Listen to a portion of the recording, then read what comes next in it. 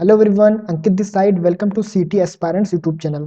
जैसा कि मैंने आपको अपनी प्रीवियस वीडियो में बताया था कि मैं कुछ प्री और मेंस के मॉक दूंगा, और जो प्री और मेंस के मॉक दूंगा वो अपने यूट्यूब चैनल सीटी एस्पायरेंट्स पर उसका एनालाइज जरूर करूंगा, जिससे आपको कुछ ना कुछ सीखने को जरूर मिलेगा। जो मैंने गलतियां की हैं, कैसे क्या अटेम्प्ट करना चाहिए, इस क्वेश्चन को कितना टाइम देना चाहिए, तो ये सब बातें आपको भी पता चलेंगी, जिससे आपका एक्सपीरियंस गेन होगा। आप पता ही आपको है कि मेंस का जो मॉक का टाइम है, जो एक्चुअल पेपर का टाइम है, वो 2.25 घंटे है। तो पर डे मेंस का मॉक देना तो थोड़ा डिफिकल्ट है, फिर टाइम मैनेज नहीं हो पाएगा, क्योंकि शेड्यूल्ड के साथ पढ़ाई भी करनी होती है। क्योंकि जब तक आप पढ़ेंगे नहीं तब तक केवल मॉक्स देने से कुछ नहीं होगा, उसका एनालाइज भी करना पड़ेगा अच्छे से, और पर डे अपने शेड्यूल्स के साथ अच्छे से पढ़ाई भी करनी पड़ेगी। तो एक दिन जो मेरा शेड्यूल है, एक दिन जो है वो प्री के मॉक्स देना है, और एक दिन जो है मेंस का मॉक देना है। तो आप लोग भी ऐसा सेट कर सकते हैं, अगर आपको कन्वीनियंट लगे तो चलिए बात करते हैं टेस्ट सीरीज की, जो कि कल मैंने मेंस का मॉक दिया था सेकंड। इसके पहले मैंने 6 भी दिया था, लेकिन जो कल मैंने दिया था वो फुल टेस्ट जो मेंस का है वो सेकंड वाला दिया था। तो ये कुछ ऐड है। चलिए आगे बढ़ते हैं। फुल टेस्ट पे जाते हैं, सेकंड पे। फुल टेस्ट एंड सेकंड ये दिया था। चलिए इसको कुछ एनालाइज करते हैं। मॉक मॉक सेकंड का फुल टेस्ट 2 आप लोगों ने दिया होगा। जितना भी स्कोर आया कमेंट सेक्शन में जरूर बताइएगा। तो जो मेरा स्कोर रहा है वो 244 रहा है आउट ऑफ 390 में से। और जो मेरी रैंक बनी हुई है वो 10,915 बनी हुई है आउट ऑफ 62,359 में से। और जो मेरी एक्यूरेसी रही है वो 74.22% रही है। एंड जो मेरा परसेंटाइल रहा है वो 82.5% रहा है।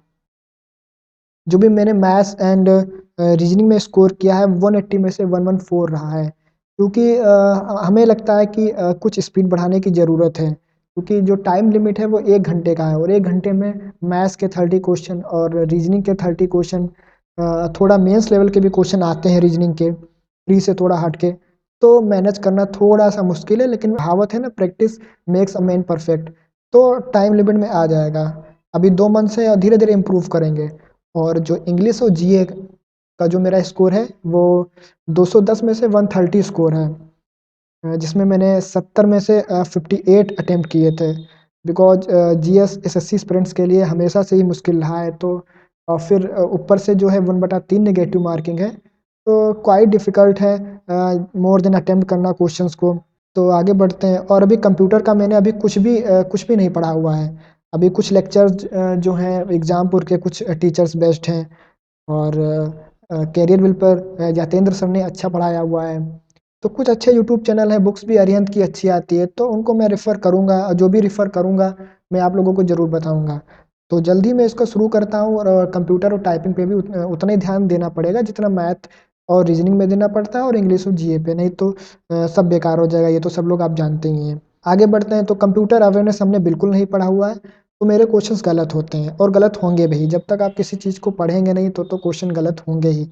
नेक्स्ट करंट अफेयर भी मैंने प्री के टाइम पे पढ़ी हुई थी, और मेंस के टाइम में पढ़ना स्टार्ट करूँगा। और जनरल नॉलेज तो जितने भी मैंने क्वेश्चंस किए उसमें तो से 3 मेरे रॉन्ग हुए हैं, जबकि बाकी मेरे करेक्ट हैं, और जो ग्रे वाले हैं वो अनअटेम्प्टेड हैं, जो मैंने स्किप किए हुए हैं। तो चलिए बढ़ते हैं आगे, नीचे देखते हैं। ये ग्राफ बना हुआ है कुछ इस टाइप से। एवरेज स्कोर 196 गया हुआ है। एंड जो मेरा मैथ्स एंड और लॉजिकल रीजनिंग है, जो मैंने क्वेश्चंस अटेम्प्ट किए थे वो 50 किए थे, जिसमें से 41 मेरे करेक्ट हुए हैं, और 9 जो है वो मेरे इनकरेक्ट हुए हैं। तो कोशिश करिए आप भी लोग कि क्वेश्चंस को इनकरेक्ट ना करिए, लेकिन इनकरेक्ट हो ही जाते हैं, आई नो। बट एक्यूरेसीज को मेंटेन करना बहुत ज़रूरी है, क्योंकि 1/3 नेगेटिव मार्किंग के साथ आप ज़्यादा से ज़्यादा क्वेश्चंस को गलत नहीं कर सकते। एंड देन जो मैंने इंग्लिश और जीए के लिए क्वेश्चंस अटेम्प्ट किए हुए हैं वो 58 करे हुए हैं, क्योंकि जीएस को सारे क्वेश्चंस अंधाधुंध क्लिक कर देना वो भी सही नहीं है 1/3 नेगेटिव मार्किंग के साथ। तो इंग्लिश थोड़ी ठीक ठाक है, तो स्कोर अच्छा आता है फिलहाल। और जीएस में पर डे पढ़ ही रहा हूँ, तो नो डाउट अभी इम्प्रूव करेंगे। और चलिए सोल्यूशन की बात करते हैं। और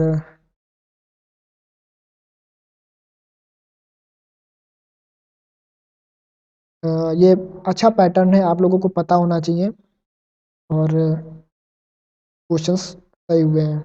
मेरे रॉन्ग क्वेश्चन ये हुआ है, तो ये मैथ्स का क्वेश्चन आया है रीजनिंग में, तो ओवर कॉन्फिडेंट के चक्कर में मेरा क्वेश्चंस गलत हुए हैं। एंड देन ये स्टेटमेंट वाले अक्सर मैंने पहले 50 और 100 करके पढ़े हुए थे, लेकिन हमने अभी क्वाइट चेंज किया है पूरा। और ये क्वेश्चन जो है प्री के टाइम पे नहीं पूछे जाते पहले, तो ये आए हैं। तो ये ओवर कॉन्फिडेंट और फास्ट के चक्कर में क्वेश्चंस गलत किए हैं, क्योंकि मेरा जो टाइम था वो 34 मैंने लिया है और एवरेज जो टाइम गया है वो 52 गया है। एंड 22 क्वेश्चन ये भी गलत हुआ है, जो कि नहीं गलत होना चाहिए था। ये कुछ क्वेश्चन गलत हुए, बाकी मैथ्स में कुछ क्वेश्चन गलत हुए हैं। ये अभी मैंने जो प्रोबेबिलिटी है वो अच्छे से नहीं पढ़ी है, और मैं वेट कर रहा हूँ रैमो सर का कि कब वो अपने यूट्यूब चैनल पे स्टैटिक्स एंड प्रोबेबिलिटी पढ़ाएंगे। Then I will complete on their रैमो यूट्यूब चैनल। और ये भी कुछ स्पीड टाइम एंड डिस्टेंस से क्वेश्चन मेरा गलत हुए है ओवर कॉन्फिडेंट के चक्कर में। ये तो मैंने बहुत ही फास्टली किया था, वेरी इजी क्वेश्चन था, तो मैंने रेशियो नहीं सही पढ़ा था और उसके चक्कर में उल्टा रेशियो लग गया था। कोई नहीं, इम्प्रूव करेंगे। एंड इंग्लिश में मेरा क्या प्रोग्रेस है, इंग्लिश में मेरा जो क्वेश्चन टोटल गलत हुए हैं वो 11 गलत हुए हैं। एंड कोई नहीं, धीरे धीरे इम्प्रूव करेंगे।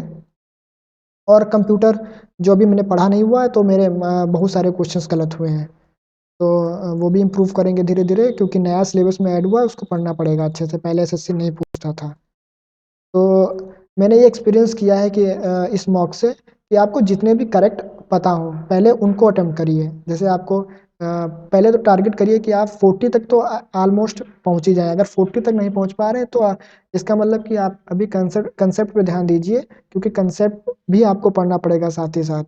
तो 40 तक पहुंचने की कोशिश करिए और एक्यूरेसी के साथ पहुंचने की कोशिश कीजिए। और इंग्लिश में मेरी एडवाइस यही है, जितना भी मेरा मॉक्स का एक्सपीरियंस रहा है मेंस का, वो यही है कि आप रीडिंग पे ज़्यादा फोकस करिए और ग्रामर पे भी पढ़िए और वोकेबलरी भी ध्यान दीजिए, बट रीडिंग सेक्शन अपना स्ट्रॉन्ग करिए। और बाकी कंप्यूटर आपको बताएंगे जहाँ से मैं पढ़ूंगा।